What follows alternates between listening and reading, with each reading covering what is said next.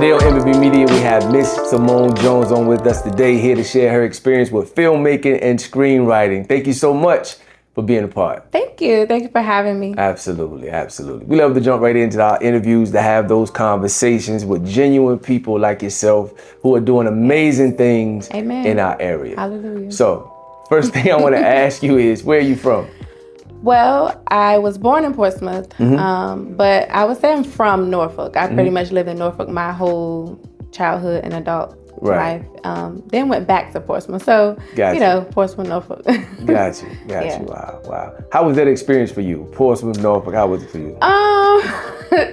Well, I don't remember Portsmouth when I was little. We left Portsmouth when I was like around 5. Got you. And then we went to Norfolk. So all I know is Norfolk. But now all I know is Portsmouth because I haven't been in Norfolk in years. So, yeah. Got you. Wow, you're a filmmaker. Yes. Screenwriter. Yes. How did you get started with that?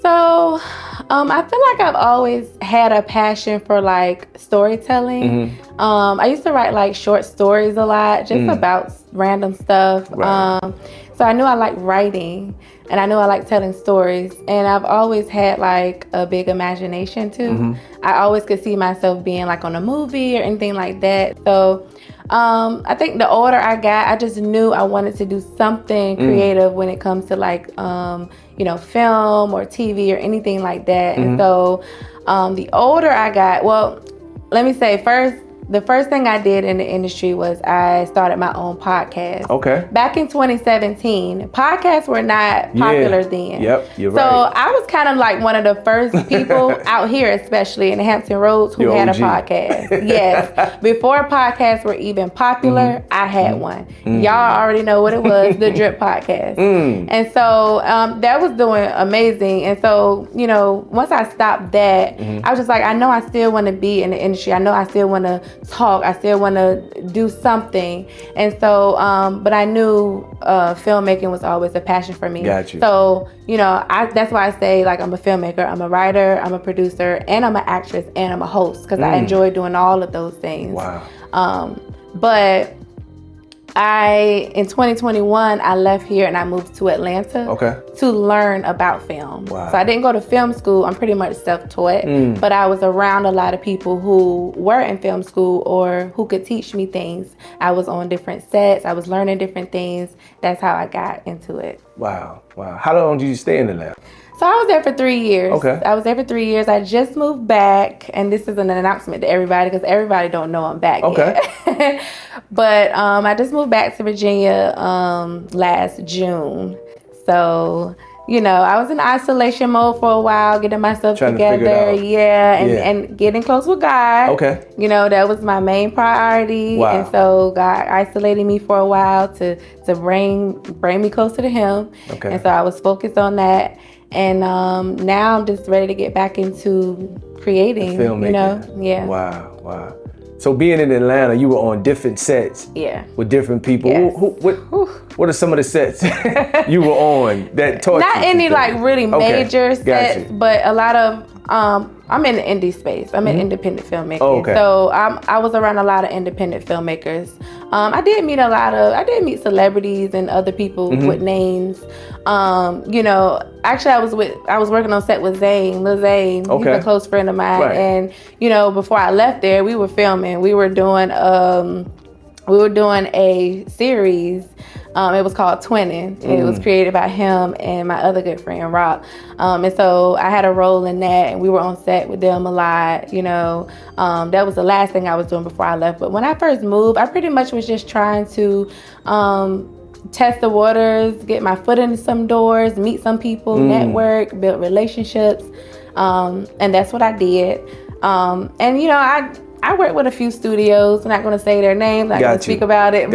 You go through a lot of trial and error. Right. You go through a lot of lessons when you do something like that, such a drastic move. And you're around people you've never known. You've never been in this type of environment or nothing. So it's very different. It's hard to adjust. But I felt like it was necessary for me. I had to learn a lot of lessons out there. It's not for the weak, especially in Atlanta. Wow. It's so much. Not only is it a lot of competition, everybody there is doing something creative. everybody's either an artist or a filmmaker or a screenwriter or actress or director. Everybody is doing something in the industry. And so it's just so much, it's just crazy. And so I went through a lot. I learned a lot. I went through a lot. I don't regret it though. Gotcha. All the things that happened bad, people that did me wrong or tried to diminish me or make me feel like I wasn't good enough to do this or work on this with them. And so all of that was necessary for me. Wow. So what's the difference between VA and Atlanta to you? A lot. Okay. Well, for one, Atlanta is huge. Okay. We all know that. Atlanta is just a city in itself, but all the surrounding cities, the outskirts, is considered Atlanta too, pretty much. It's like, not everybody stays in Atlanta. Most of everybody's on the outskirts. So I lived in Lithia Springs, Georgia, which was like 25 minutes from Atlanta. But everybody migrates to Atlanta because that's where most of everything is happening. But on the outskirts as well. It was a lot of studios and everything, a lot going on the outskirts too, like Marietta, Smyrna, all the other cities. There was things going on, not just Atlanta. So obviously the population, it was just way more people than Virginia, especially in the Hampton Roads. And then on top of that, Atlanta is a film hub, so it's Atlanta, LA, New York, Chicago, all of these are film hubs. Film happens there a lot. Wow. Versus here, it does not. I would say the most film we have here is in Richmond. That is the side where actually big productions happen. They filmed, I believe, Harriet, the movie Harriet. They filmed that in either Petersburg or Richmond. I can't remember, but a lot of the bigger productions happen on Richmond side. And we're in the Hampton Roads. So it's not a lot going on here. Got you. So just imagine me coming from Atlanta where everything is about film, coming back here to where it's not really much. But it's possible to have it here, and that's what I'm trying to do. I feel like we can, because there's a few filmmakers out here that I've met, that I've, that I'm about to be working with, Eastside being one of the main ones. But, there's filmmakers out here, it's just not a lot. And it's not a lot of projects going on right now. It's not a lot of productions happening. My dream is to have a studio here. I want to have a really big studio here to where, we can create any kind of film we want to here with big budgets too. The $1 million, $5 million, $10 million budgets, we can have those type of projects here if we want to. I like it. We just have to do it. And we have to come together, we have to work together, and we have to put Virginia on the map to be known as a film hub. Make people want to come here and film their movies, because if they see we're doing it and they see, oh wow, I never heard too much about the Hampton Roads area doing big projects like that. Let me go out there and see what they got going on. It's going to make people want to come here and be a part of what we have going on. Gotcha. And so that's my ultimate dream. That's my ultimate goal. I didn't go to Atlanta to just run away from home and stay there. No, I went there to learn. Yes. So I can apply what I've learned there and bring it here. Wow. The reason why I asked you that, what's the difference, is because there's so much talent that's in Virginia, including Issa Bolden, Daryl Toe, a lot of guys coming out of a VA. Yes. But I hear the same thing. The challenge is we don't come together to create what needs to be to make VA what it needs to be. So that's why I asked you that question. Yeah. I mean, and like I said, in Atlanta, there's so much competition. Just imagine, nobody really wants to work together out there. So here it's like, we don't need to be in competition. It's only like 2 of us. I'm exaggerating, but it's only a few of us here. And it's like, we should be really coming. That's why I'm all about collaboration. Like, I've already been in communication with other filmmakers besides Issa. I'm open to collaborating and see what can we do. How can we put Virginia on the map when it comes to film? And me and Issa, I met him before. When did we meet Issa? Like 2019 or 2020, something like that, maybe, or 20. I don't know, but. We met just doing skits because I knew that acting was a passion of mine too. And I'm like, I'm a creative, I'm good with thinking of things, and I want to act. So we started doing skits together. And that was just fun. You know, improv is just fun for us. We love improv. And so, you know, I've always wanted me and Esau to take it up a notch. And I left. And when I left, Esau was producing his own film series, his own TV series. He had a series called Virginia. Yeah. And then other stuff he was doing. I'm like, as soon as I leave, you get this series. Like, where's my role? But no, I was so happy and proud of him. And it's just crazy because when I came back, it was unexpected. And I told Esau, I was like, I'm back. Like, what is we about to do? Let's get it. You know? And we had a meeting immediately, and we just start talking about what do we want to do. And so he be working on like 20 million things at once. But I tell him, like, Esau, we gotta break it down. We gotta figure out, let's make it strategic. Like, but you know, me and him, we're actually about to start doing some short films. We want to start it as a YouTube series, not a series, but a series of shorts. So it's surrounded by faith. Right. So it's going to be different stories told surrounding faith. And we've already started writing. We have at least 5, 6, 7 scripts done. Wow. Now we're about to start filming really soon. We'll be casting soon as well. Okay. And I want the casting to be, you know, obviously we want to work with people that are committed. Like Issa said, it's not a lot of committed people here either because they don't see the vision. Okay. I went to Atlanta and I see what they're doing. So now I can bring that here. I have the vision. I know what we can do. But a lot of people here don't understand it. So it's like, okay, well, we're going to do it and then y'all will follow suit because y'all going to see. And y'all like, oh, wow, I want to be a part of that. Oh, wow, I want to audition for that. Yeah, because you always dreamt of being an actor or actress or even being on set. Like what you're doing is amazing. You don't even know you're a filmmaker. You know what I mean? You're really good with lighting and all of that, the camera. You're a filmmaker. And it's just a matter of time before you just learn even more. Wow. So once people start seeing it and they start coming together, it's like, we're going to start creating some really dope stuff. Seriously. Wow. Amazing. Amazing. Let's talk about this. Do you remember the first script you ever wrote and what was it about? First script. It would be my script. I did a short film and it's trash, so please don't go look at it. But you gotta start somewhere. Exactly. When I was here, before I left, I started trying to teach myself about film before I even went to Atlanta. I taught myself how to screenwrite. Gotcha. I taught myself how to produce. Wow. I taught myself how to direct. And it's amazing. You know, like Issa said, it was already in him. It was already in me. So I'm just like, let me go find a camera guy and let me go cast another person. Let's just go shoot this real quick. Let's do it. And that's what you have to do. And I like a message that someone said in Atlanta. They used to always say, create, don't wait. Just create it. Just do it. You don't have to have the best quality camera. You don't have to have the best sound. You don't have to have the most expensive set. You don't have to have that. Just do it. Because a lot of filmmakers, they look back on their first, like big filmmakers like Ryan Coogler and all of them. They look back on the first project they ever did and be like, that was horrible. But it was necessary. It got them to where they are now. Absolutely. You know what I mean? You just got to do it. Like, look, for instance, Issa Rae. She started Awkward Black Girl on YouTube. Quality was horrible, you know, but she had her crew, she had her friends, and she was like, I'm just shooting. I don't care. And she kept doing it. She stayed consistent. That's another word we need to keep in mind. Word. She stayed consistent. And HBO reached out to her. I want to turn this into a series on HBO. Then she had Insecure.